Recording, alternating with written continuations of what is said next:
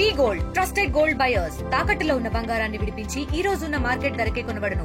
మరిన్ని వివరాలకు సంప్రదించండి 77107720. లంబాడీలు ఎస్టీ జాబితాలో లేరు, తర్వాత వచ్చిండ్రు, దొంగదారిలో వచ్చిండ్రు, అడ్డదారిలో వచ్చిండ్రు, తీసేయాలని చెప్తే అప్పుడు ఈ రాష్ట్ర ప్రభుత్వం సమర్థవంతంగా అలా కాదు అని చెప్పి అన్ని వాదనలు వినిపించిన తర్వాత హైకోర్టు ఇది మా పరిధి కాదు, ఈ కేసు మేము తీసేయద్దు అని చెప్పి కొట్టేసిండు. దాన్ని మళ్ళీ సుప్రీంకోర్టులో ఛాలెంజ్ చేసిండు. లంబాడీలు ఇప్పుడిప్పుడే పచ్చబడుతున్నారు, బాగుపడుతున్నారు అని కొంతమంది నిప్పులు పోసుకుంటున్నారు. వీళ్ళు ఎదిగితే మాకు నష్టం వస్తుంది అనుకునే వాళ్ళు మా ఆదివాసీ బిడ్డల భుజాల మీద తుపాకులు పెట్టి మమ్మల్ని కాల్చే ప్రయత్నం చేస్తున్నారు. సోదరుడు అన్నాడు 10% రిజర్వేషన్ కోసం మేము కొట్లాడినాం, తండాల గ్రామ పంచాయతీ కోసం కొట్లాడినాం. మొన్న మీకు 4 లక్షల ఎకరాలు పోడిస్తే మేమే కొట్లాడి తెచ్చినాం. అందరం కలిసి ఉంటేనే ఈ రిజర్వేషన్. మీరు 3% ఉన్నారు, మేము 7%గా ఉన్నాం. మీకు ఇంకేం కావాలో అడగండి. ఏ ప్రభుత్వాలు వచ్చినా పేదవాడిని ఆదుకోవటమే లక్ష్యంగా పనిచేస్తాయి. మీకోసం మేము కూడా వస్తాం. ఇవాళ మీ భుజాల మీద తుపాకులు పెట్టి మమ్మల్ని కాల్చేవాళ్ళు తెల్లారి టార్గెట్ మీరే మిమ్మల్నే కాలుస్తారు. మీరు భూమి పుట్టినప్పుడు పుట్టారా? మేము పుట్టలేదా? అందరం కలిసే కదా పుట్టాం. ఆ రోజు సమైక్య రాష్ట్రంలో తెలంగాణ ప్రాంతాన్ని కలిపినప్పుడు 20 ఏళ్లు నష్టపోయినాం. ఆంధ్ర ప్రాంతంలో ఉండే మా లంబాడి బిడ్డలకు ఎరకల యానాదికి 56లో రిజర్వేషన్ వస్తే మనకు 76లో వచ్చింది. అప్పుడే 20 ఏళ్లు నష్టపోయినాం. ఆ రోజు కొంతమంది జాతి బిడ్డలు పోయి పోరాటం చేస్తే వాళ్ళు తీసుకొచ్చిన ఫలాలు మనం అనుభవిస్తున్నాం. ఈ పోరాటం ఇక్కడితో ఆగకూడదు. ఇవాళ ఎవరో తీసేస్తారు, ఎవరు తీసేస్తే ఆగేది కాదు. మన చేతిలో ఒక ఆయుధం ఉంది. మన ఓటుకు విలువ వేరు, ఇంకో బిడ్డ ఇంకో కులంలో పుట్టినోడికి వేరు కాదు. అందరం సమానం కాబట్టి మనల్ని ఎవరు ముట్టుకోరు, మన జోలికి ఎవరు రారు.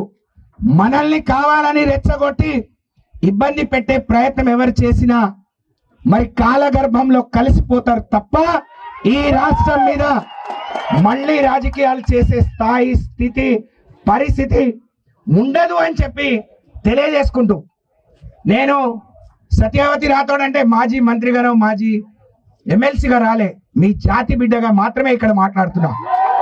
మాకు అవకాశాలు వచ్చినాయి. ఇవాళ కవిత గారు ఉన్నారు, బిందు ఉంది, శంకర్ నాయక్ గారు ఉన్నారు, మా సోదరులు చాలా మంది ఉన్నారు. మరి మనకు ఒకప్పుడు రిజర్వేషన్ వస్తే దాన్ని కూడా ఉపయోగించుకోలేదు. మేమందరం మీ జాతి బిడ్డలం.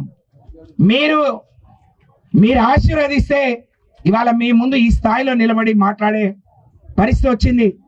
ఇవాళ రేపు రాబోయే రోజుల్లో సర్పంచ్లుగా, ఎంపీటీసీలుగా, జెడ్పీటీసీలుగా ఎవరికే అవకాశం వచ్చినా అవకాశం ఉన్న కాడల్లా మనకు మనం పంచాయతీ పెట్టుకొని విడిపోకుండా ఒక తాటి మీద నడుద్దాం. కానీ జాతి అంతా కలిసి కట్టుగా ఏదైనా ఆపద వస్తే ఈ జాతి ఒకటైపోతుందనే ఒక సంకేతం ఇచ్చే వరకు మనం కలిసి కట్టుగా పోరాడాలని చెప్పి నేను మీ అందరికి హామీ ఇస్తా ఉన్నాం.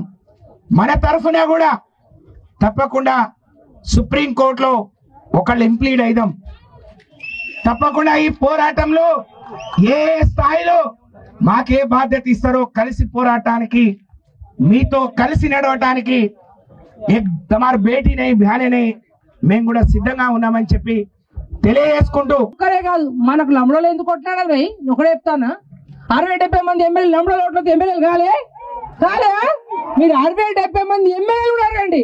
లంబాడ ఎమ్మెల్యేలే కాదు, మిగతా రాష్ట్రంలో ఉన్న ఏ ఎమ్మెల్యే గారు పోయినా, ఉదాహరణ చెప్పాలంటే చేవెళ్లలో ఎమ్మెల్యే గారు గెలవాలంటే 40 లంబడోలు ఓట్లు పడాలి.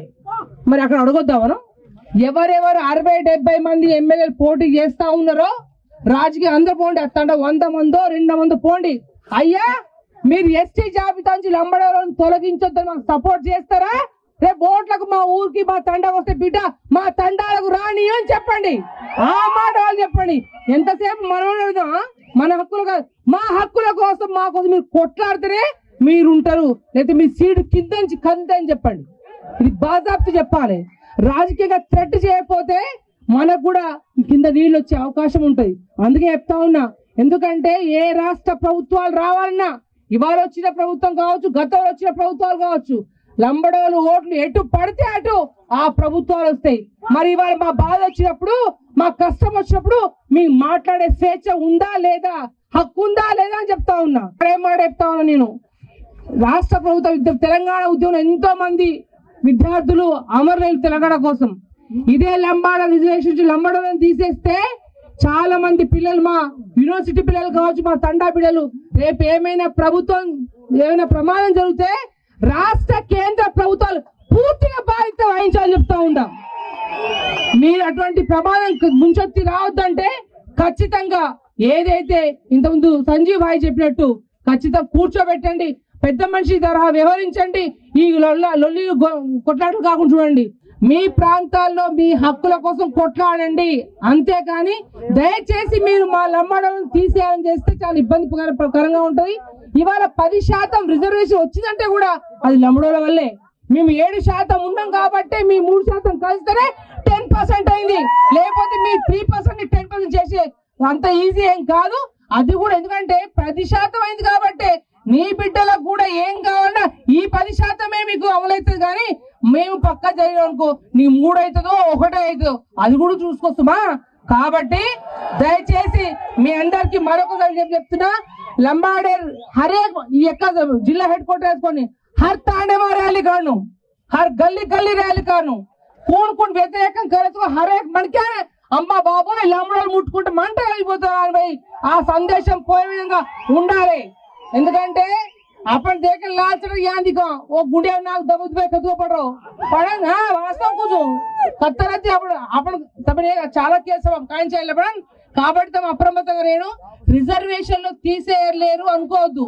ఇవాళ రేపు ఎవరు నమ్మేటట్లేదు. ఏదైతే జియో నెంబర్ 3 లెక్కనే మనం చాలా జాగ్రత్తగా ఉండాలి, అప్రమత్తంగా ఉండాలని కోరుకుంటూ తెలుగులో న్యూస్ కి ఫాస్టెస్ట్ యాప్ ఇప్పుడు టోటల్లీ న్యూ అవతార్లో జస్ట్ 5 సెకండ్స్ లో కంప్లీట్ న్యూస్.